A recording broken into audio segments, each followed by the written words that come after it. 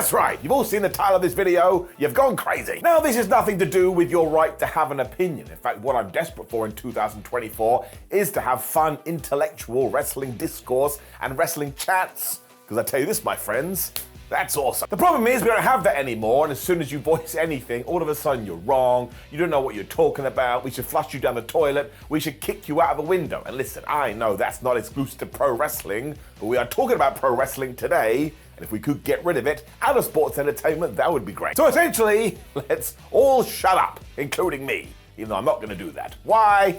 Here's why.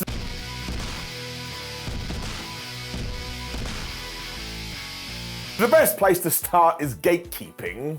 It's always going to happen. Much like you can get chastised these days, though, for wearing a band t-shirt and not knowing 5 songs, if you have any kind of love for a wrestler, but have flubbing no clue about them, we are going to find you and break your neck. Julia was the biggest example of this, and if you didn't have, like, a mental list of all the matches you had in Stardom or Marigold, people were actually saying, mostly on X, "Raw! How dare you take ownership over this person? Like, what the hell are you talking about? You sound nuts." And also, look, if you're into Julia that much or any wrestler, it's totally great, but you do not need to be able to go, well, on the 17th of July 2021, she fought this person. I mean, bravo for having the knowledge, but somebody who doesn't have the knowledge, they're just as much allowed to be a fan. Because to break that right down into 3 categories, it doesn't make you a better fan, doesn't give you the keys to the castle, and it doesn't let you stop others in supporting sports entertainment in the way that they want. Because seriously, if WWE has done enough to get you excited about Julia, that's it. That's the bottom line. I mean, think how much stress you have in your real life. If professional wrestling is to provide you that little thing in your tum-tum when you're like, I'm just so happy right now, well, I don't care how you got there, I just say good for you. And that ties into this idea that some people just want to watch WWE. Great.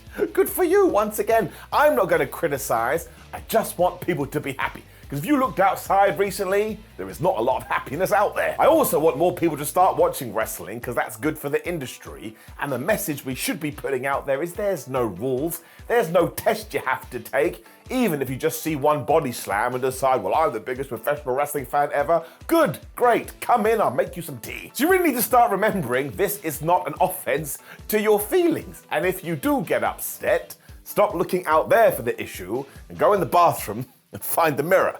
You see that person looking back?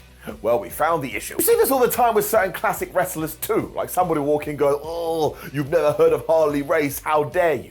And I'm like, are you kidding me? Now, Harley was undoubtedly a pivotal point of professional wrestling and how we got to where we are today. And if you do have the time to go and research him, you absolutely should. But if you don't want to, okay, once again, there's no rules. You also don't understand why we aren't encouraging people to do this and be like, oh man, trust me, if you go check out The King, you'll have a great old time. And even if they decide, nope, I just want to enjoy modern day wrestling, well, at least they're in our team, man. You want those people coming around the corner going, yeah, wrestling's fake, wrestling's fake. Even though it's 2024, it's like, yes, I know it's fake, even though that's the wrong word. Do you think I think a powerbomb is real? Once again, you're an idiot. I suppose if we focus on something that is happening right now, it is WWE versus AEW and the tribalism, but that doesn't exist within the 2 promotions. It only exists with the fans. You can see it currently right now, as those who have said, meh, AEW's never gonna get a TV deal, are desperately trying to rewrite history.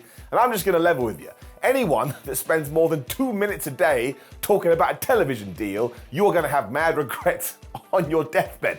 Trust me, you'll be about to take your last breath and probably go like, why did I care so much about Warner Brothers Discovery? Exactly, what difference does it make to you? And in fact, unless your name is Paul Levesque or Tony Khan, you don't need to give 2 ships about it. Some people always reply, well, I care because I want AEW to go out of business. Well, you're an absolute loon. I'm just going to tell you right down the line, that's not normal behavior. These same folk as well love comparing clips and going, well, if the other side had done that, we'd all be going nuts. So once again, like DX, I'm going to break it down. Because 1, this is disingenuous, and the other side is always up in arms, sometimes literally. And 2, talk about ignoring context. You don't know the story, or at least you haven't talked about it. You don't know what the match is all about. And sometimes a spot in one match can be bad, and the same spot in another match can be good, because that's called life, you Poindexter. You need to know all the information. So I promise you that we as fans have never had it so good because there's just so much content and it's so damn accessible. If you want to be a fan just by watching social media clips, that's actually possible. But again, if you voice this, here comes annoying Alan again. He's like, you can't be a fan just by watching social media clips. Yes, you can. You can be a fan because you're attracted to Drew McIntyre. Good for you, he's a Scottish sexy man. Of course, once you're done with the television numbers as well, you start talking about AEW attendances.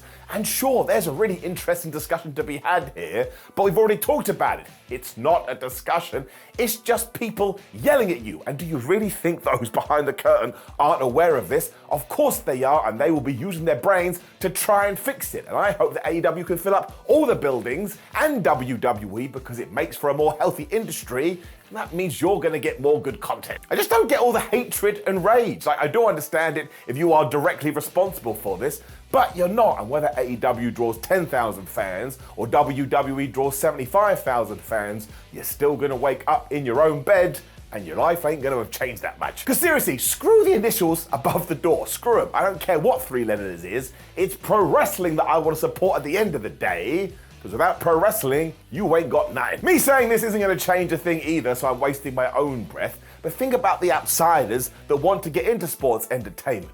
They see all this crazy rhetoric and they decide they'd be better off without it. And again, that's only going to spell bad news down the line. It's also embarrassing. Do you want to be a part of an embarrassing cult? Of course you don't. And wrestling already gets kicked around enough, so we who are basically inside of it should be like, oh my God, it's so nice in here, come in and have a hug. But we don't. We spit and we claw and we try and create verbal violence. Quite frankly, I'm done with it. And look, I do understand in the sense that some individuals kind of wear wrestling like an affectation, like that becomes their whole personality. It's like when you go to the gym and someone calls you big man, you then decide, I have to be the biggest jack guy for the rest of my life. This is all brain stuff. It also then means you need to defend it as much as possible because you wear it as almost your personality. But that is not something that you need to do. It is great that you are the #1 professional wrestling fan in the world, but be positive with it, man. Don't be a negative Nancy. I don't want to turn this into a counseling session, so just remember this. Anybody is allowed to watch any wrestling in whatever the way they want. There's no right and there's no wrong, and wrestling only exists to give you an escape from reality. So just sit down and think about it.